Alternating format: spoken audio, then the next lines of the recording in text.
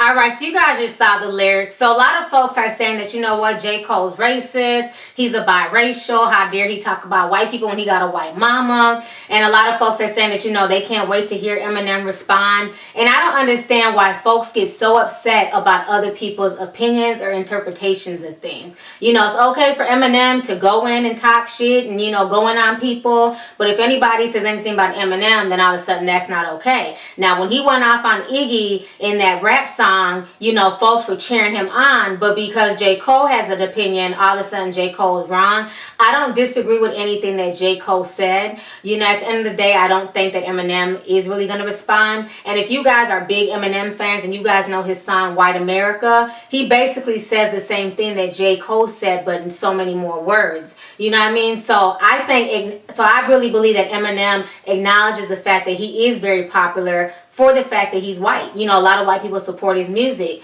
Eminem is a lyricist, though. I will say that Eminem can, you know, out-rap a lot of these rappers out here. You know, he's definitely a lyricist regardless of his skin color. But I do understand where J. Cole is coming from, because Iggy has been under scrutiny for appropriating black culture and black music. You know, folks are saying, you're from Australia. Where did you get this southern accent? How do you know about the hood? How do you know about, you know, black lifestyle when you didn't even grow up in America? So that's some of the shots that people have been saying about Iggy long before J. Cole ever put this out there. And then with the whole Macklemore situation, when he won that Grammy over Kendrick Lamar, a lot of folks said the same thing back then. So J. Cole's not doing anything but basically putting into song what folks have been thinking for the past few years now. At the end of the day, I can respect his honesty and him being open about how he sees the situation and how he feels. And I can also respect the fact that he's bringing more to the table and he's rapping about something different. We say that we're tired about rappers just rapping about lean and killing folks and, you know, selling drugs and bling bling and hoes.